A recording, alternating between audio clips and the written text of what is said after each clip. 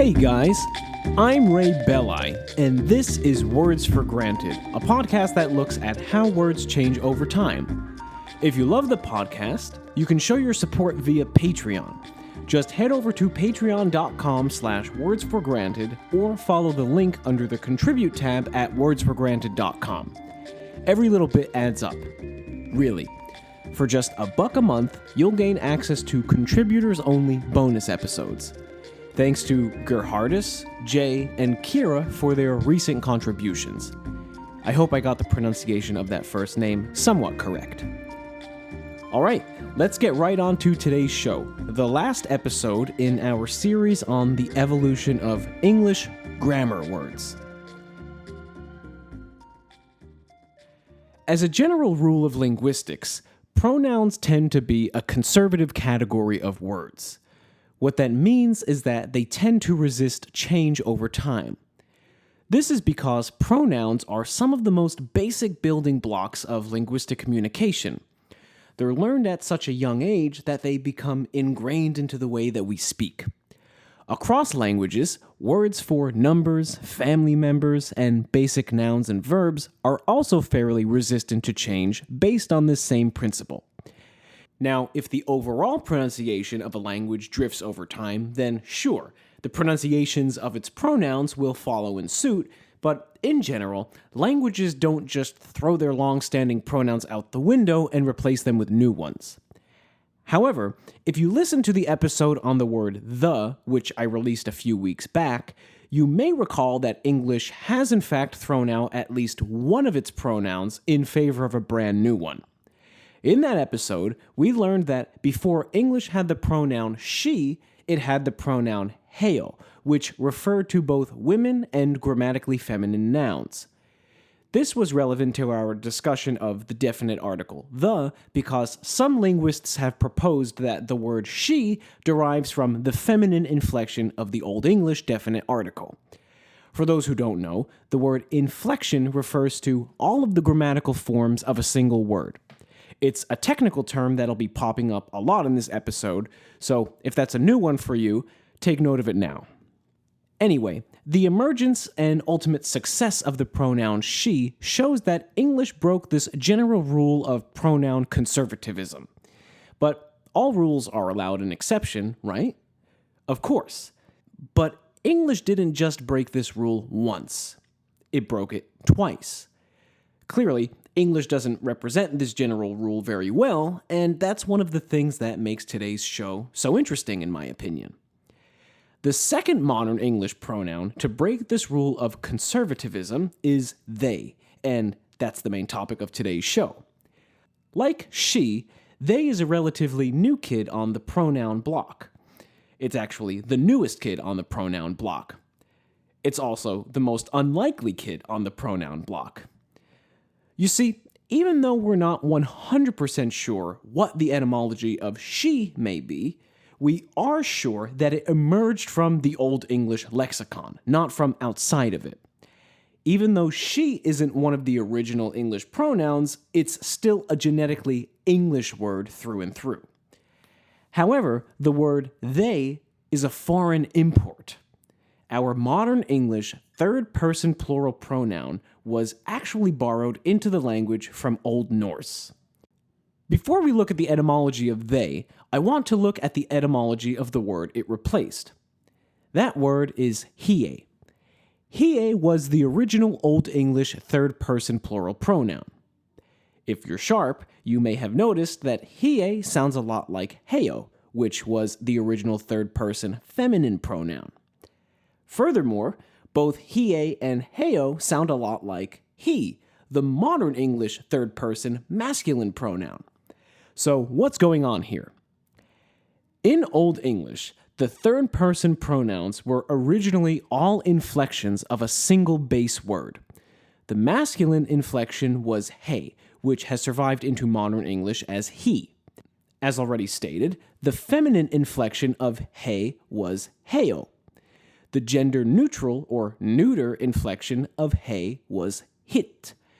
By the Middle English period, the initial H sound of hit had begun to erode, producing the word it, which of course is the form of the word we use today. This not only means that he and it are cognates, but it also means that they're technically variations of a single base word. Last but not least, the plural third-person pronoun for all three grammatical genders was hie. While we're on this topic, I might as well mention that the original Old English feminine pronoun has actually survived into modern English in the object pronoun her. Its initial H sound is a dead giveaway that it belongs to this linguistic family. If we trace these pronouns back to Proto-Germanic, that is, the prehistoric mother tongue of all the Germanic languages, including English, we find that they all derive from the word his, which meant this. We can trace the lineage of his even further back in time to the Proto-Indo-European word ke, which also meant this.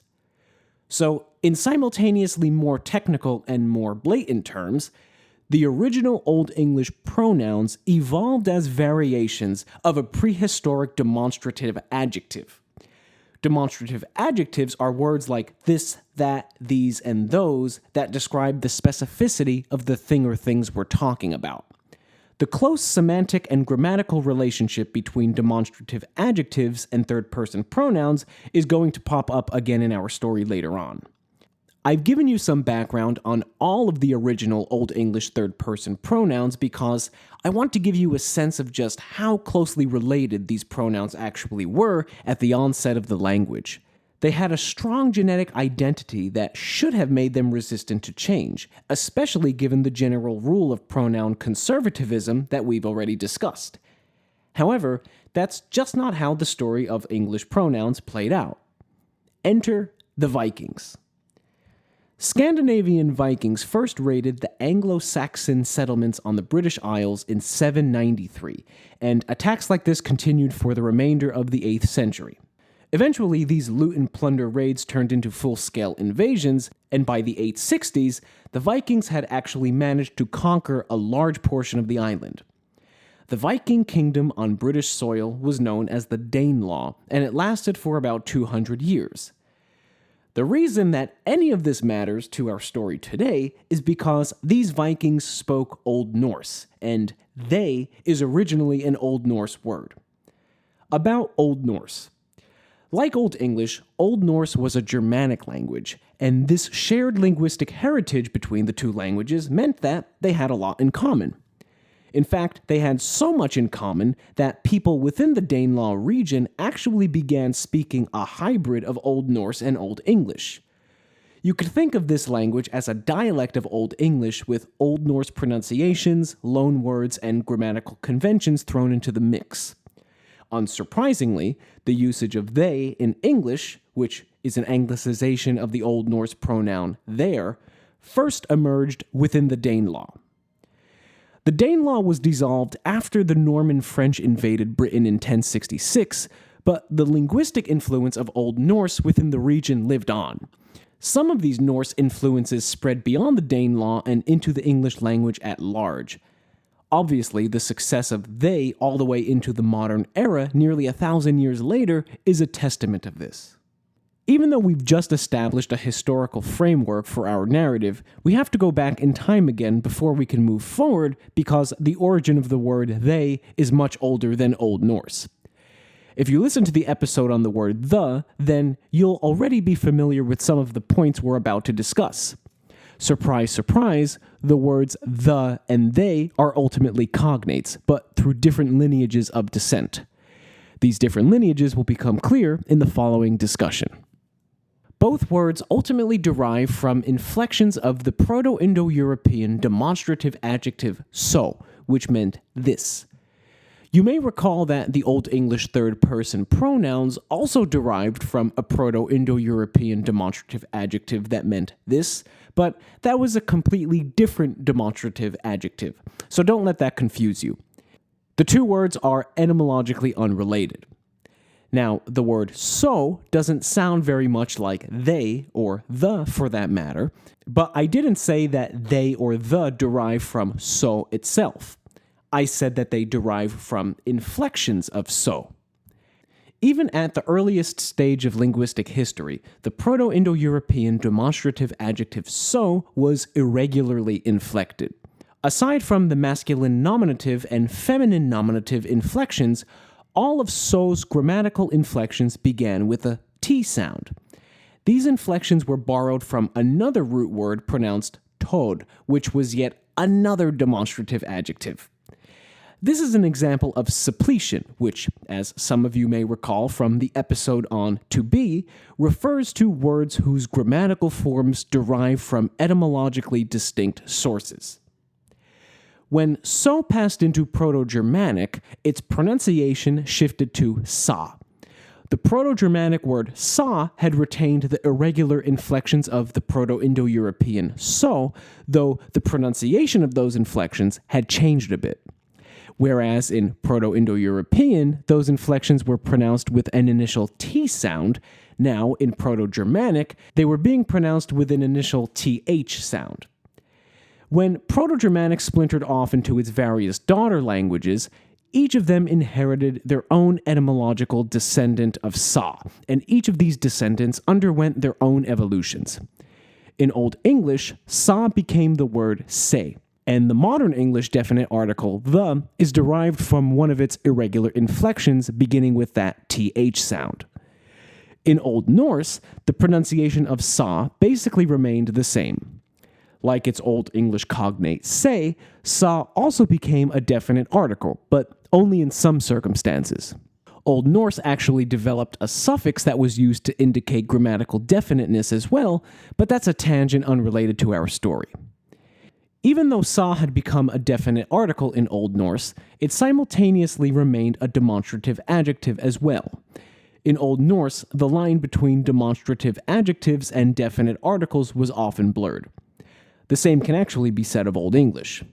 But in addition to these developments, the Old Norse sa had developed another function. What I really should say is that the inflections of the Old Norse sa developed another function. At some point before the written record, Old Norse adapted the neuter and plural declensions of sa as the declensions for its neuter and plural third-person pronouns. The word declension simply means all of the grammatical variations of a word. If this technical jargon isn't your thing, think of the situation like this. Old Norse took its words for this and these and used them as the words for it and they. I'm not going to give you the full declensions of these Old Norse neuter and plural pronouns because A, it's a cumbersome task in podcasting format without the help of a chart, and B, the only one that really impacts our story is the plural masculine. In its nominative form, the Old Norse plural masculine third-person pronoun was their, as I've already mentioned. This, of course, was also the plural masculine inflection of the demonstrative adjective sa. Okay, now with that etymological background, let's get back to the historical narrative. By the early 1200s, which historically fits into the early Middle English period, the anglicized version of this plural third-person masculine pronoun first appears in the English written record. Of course, the modern English pronoun they is the plural of he, she, and it alike, but it started off as just the plural of he. At this point, the original Old English third-person masculine pronoun hie was still being used in some parts of England, but by the 1400s, they had become ubiquitous throughout the entire country, with a variety of pronunciations including thigh, thee, the, and thea.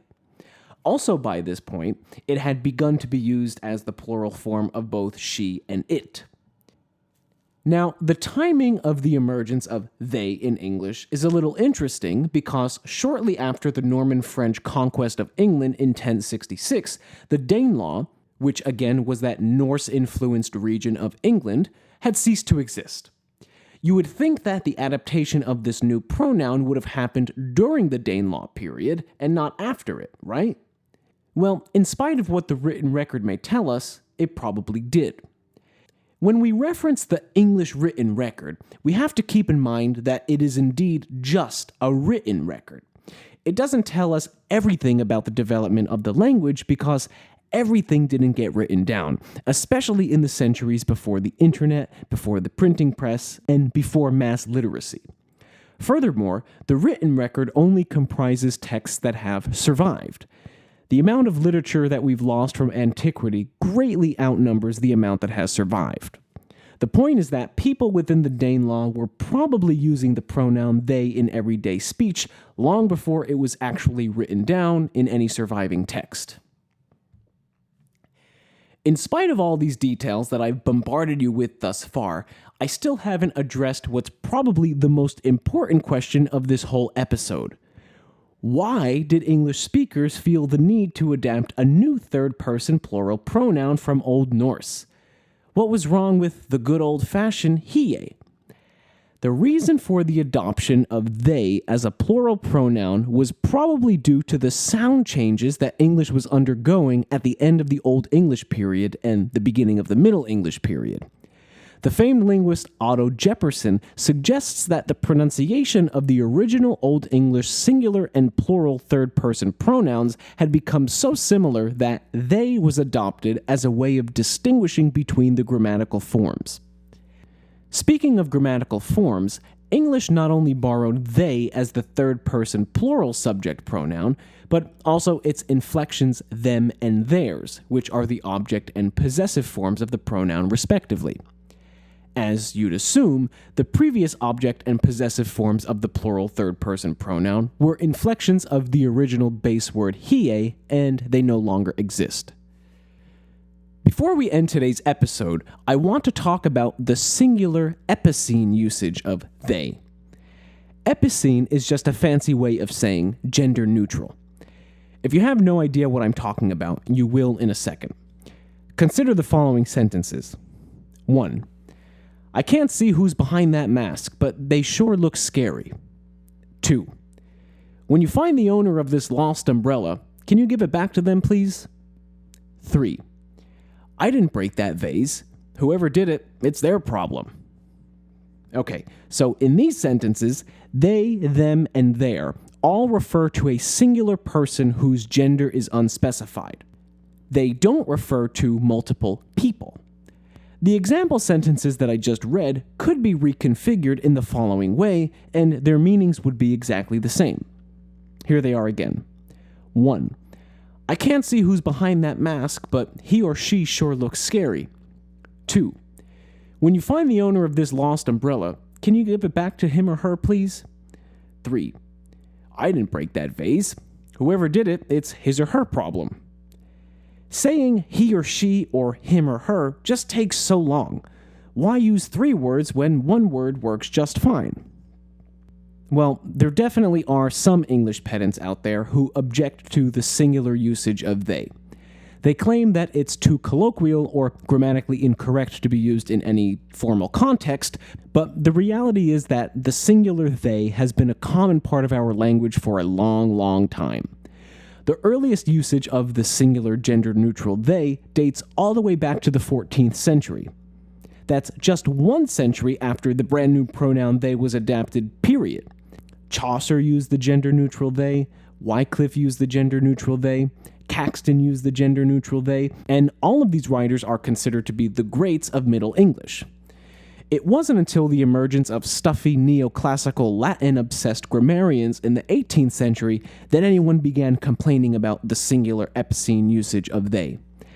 As I've mentioned on this podcast before, those stuffy neoclassical Latin-obsessed grammarians have greatly impacted what we think of as good and bad grammar even to this day, so for no real good reason, a lot of people still complain about the singular epicene they.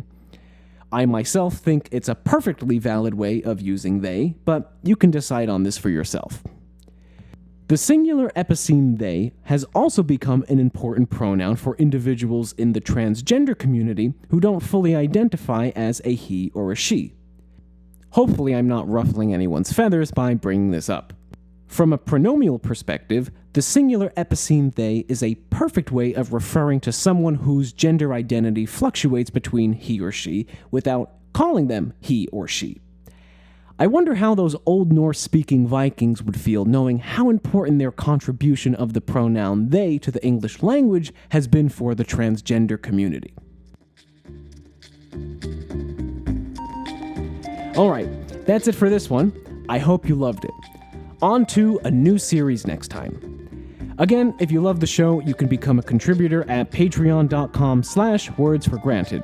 If that's not in your budget, no problem. You can still show your support by leaving a positive review on iTunes or your podcast directory of choice. Those positive reviews really make a huge difference for search engine optimization, and they always help the show grow. If you have any other questions, comments, or concerns, feel free to email me at wordsforgranted@gmail.com. I'll talk to you all soon. Have a great day.